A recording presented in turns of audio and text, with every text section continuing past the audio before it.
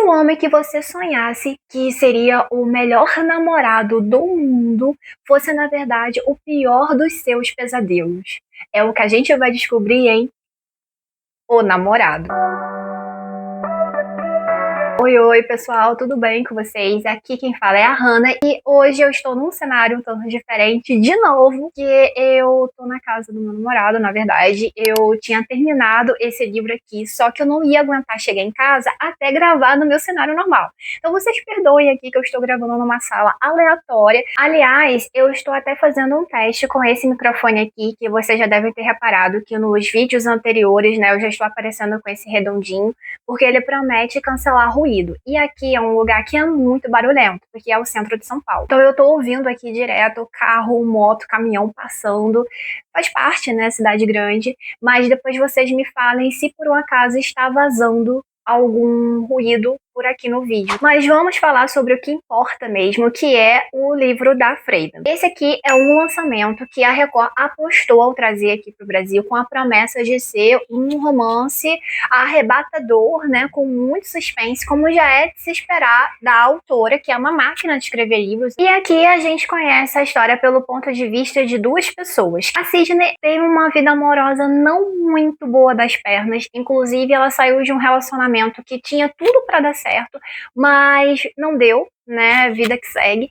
Só que o problema é que ela tem uma pressão muito grande em busca de um namorado novo, não só por conta da própria sociedade, né, porque ela vê as amigas dela, todo mundo se dando bem no relacionamento, como também ela tem uma pressão muito grande da mãe dela para poder ela arrumar logo um namorado, para ela poder ter logo um filho, para ela poder ter logo uma família, como se fosse a lista da felicidade perfeita, que só isso basta para ela ter uma vida plena, né? Não basta ela ser uma pessoa independente financeiramente, que mora sozinha já, até uma casa num bom lugar na cidade lá de Nova York, não basta pra mãe dela. Ela tem que conseguir um marido, ela tem que conseguir logo um filho, porque ela está ficando velha. Enquanto isso, a gente conhece o Tom, ainda adolescente, terminando o ensino médio e vivendo seus primeiros amores, né?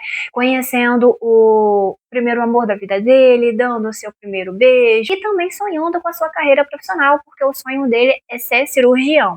Só que para isso ele sabe que ele vai ter uma caminhada árdua, né? Porque o curso de medicina é muito longo, é também muito caro. Nos Estados Unidos não tem universidade pública, né? Então ele tem que juntar muita grana para poder fazer isso. E a família dele não tem um poder aquisitivo muito grande. Nem tem um poder aquisitivo muito grande, como ele também não tem uma base familiar muito boa no sentido de carinho, atenção e tudo isso que a gente sabe que também é muito importante. Não bastasse tudo isso, ele ainda passa por uma tensão muito grande na escola, porque algumas de suas colegas estão desaparecendo. E quando aparecem, elas não aparecem vivas. Então ele tem ali medo, seja acusado de alguma coisa e tal. Então a gente tem sempre essa tensão. E vendo as coisas pelo ponto de vista dele também, a gente começa a entender um pouco dessa apreensão dele, até porque a corda sempre arrebenta pro lado mais fraco. Enquanto isso, a gente conhece também a parte do presente, a história da Sidney e a sua jornada árdua para poder encontrar o namorado perfeito. E eu acho que ela tá tão preocupada em agradar a mãe dela, em ficar igual as amigas dela que já têm seus namorados, já estão quase casadas, que ela começa a ignorar certas coisas. Inclusive, ela começa a usar muitos aplicativos de namoro, começa a marcar muitos encontros que rendem até umas situações um tanto engraçadas, um tanto constrangedoras, já aquelas que você ri no futuro depois, mas também rendem algumas coisas até muito perigosas que a Freida explora aqui, mas eu acho que ela não explora com tanto detalhe. A própria Sidney tá tão inocente em relação a algumas coisas, ela só tá com aquele objetivo de encontrar o namorado, que ela acaba encontrando o cara, mas também ela se mete em algumas situações que eu acho que seria o suficiente para ela parar na primeira página de jornal. Isso porque, coincidentemente, logo após ela encontrar o cara, uma das suas amigas, que também é uma vizinha sua de apartamento, a Bonnie, é encontrada desvivida em seu próprio apartamento. E a cena é tão cruel, mas também aponta para que seja a assinatura de um serial killer. Isso porque várias outras pessoas teriam sido mortas no passado com uma assinatura semelhante. E tudo aponta para que seria uma pessoa que estivesse nas redondezas. A grande questão é, quem seria essa pessoa, porque ela nunca foi encontrada pela polícia. E as coincidências são tantas que a própria Sidney começa a se questionar: será que o cara perfeito é também um serial killer? Os livros da Freida são aquela combinação perfeita entre uma escrita fluida e uma trama que é bem rapidinha de você ler. Você quer saber o que vai acontecer na próxima página porque você fica viciado naquilo e você quer ler o próximo capítulo, até porque são coisas de uma página, 2 páginas. Então você quer ler um pouquinho mais sempre quando você vê se já terminou o livro. Mas também é aquele suspense de entretenimento. Então ele é perfeito para quem quer realmente sair de uma ressaca literária, ou para quem quer uma coisa mais rapidinha, que foi o meu caso, ou para quem tá querendo se aventurar no gênero pela primeira vez e não sabe muito bem o que vai encontrar, não quer procurar alguma coisa pesada logo de cara. Então ela é sempre uma boa pedida nesse caso. Mas é aquilo, né? Então não espere uma coisa tão incrível, né? Pra falar a verdade, a Freida é conhecida por tramas que começam muito bem, então é uma premissa maravilhosa, mas sempre tem muita farofa no meio, principalmente no final, porque eu acho que ela começa muito bem, tem um meio muito interessante, mas o final ela sempre peca bastante. Porém, todavia, entretanto, esse aqui entrou no meu top 3 de livros da Freida que me surpreenderam bastante, que são Nunca Minta, Brain Damage, que nem foi lançado aqui no Brasil, e esse aqui agora, que é O Namorado. E por que que esse livro aqui me surpreendeu? Porque, pasme, esse daqui é o que tem menos farofa.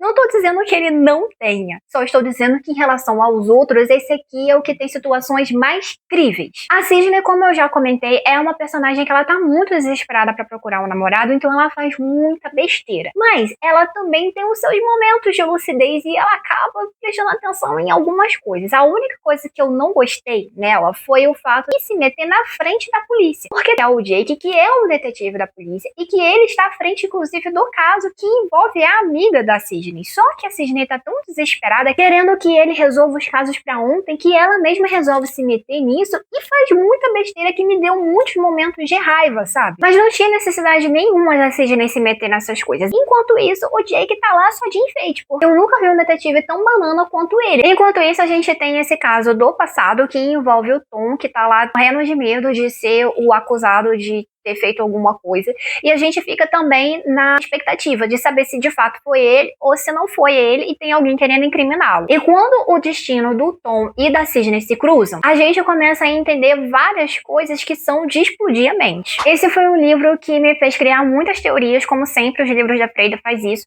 mas aqui eu fui feita de trouxa por completo. O tempo todo eu já tinha algumas ideias e eu já tava defendendo aquilo dali como certo, porque tudo apontava para que fosse uma coisa bem óbvia. É uma coisa óbvia, mas não o que eu estava pensando.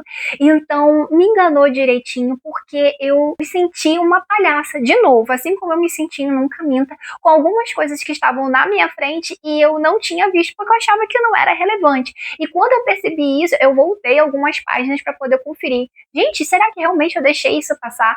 E eu tive que reler esses trechos para poder conferir e tirar as minhas próprias conclusões. E mesmo assim, eu ainda consegui ser enganado aos 45 do segundo tempo. Mas apesar de ter me surpreendido um bocado, ainda assim é uma história que eu recomendo, porém, todavia, entretanto, não levou a nota máxima. Ficou lá na trave, com 4,5. Isso porque, apesar de ter sido uma das histórias mais amarradas que eu li da autora até o momento, não é uma história que me convenceu de todo, né? Tem muita farofa ali ainda, apesar de ter diminuído bastante em relação aos outros que eu já li dela, mas ainda assim tem algumas coisinhas ali que são muito irreais. Eu acho que a autora ainda precisa melhorar um pouquinho algumas coisas para poder levar uma nota máxima. Não sei também se sou eu que estou exigente demais, porque eu já tenho uma certa bagagem com leitura de suspense, mas ainda assim é uma leitura que eu recomendo bastante. E, aliás, se você quiser conhecer as obras da autora, eu até recomendo que comece por esse daqui, porque eu acho que você vai se surpreender bastante. E é isso, esse foi o vídeo de hoje. Eu espero que vocês tenham gostado e aproveita e deixa aqui nos comentários se você já leu esse livro aqui ou algum outro da autora também. Não esqueça também de se inscrever no canal se você ainda não for inscrito, deixar o seu like, porque isso me ajuda bastante e o YouTube entende que o conteúdo é relevante e vai entregar para mais pessoas.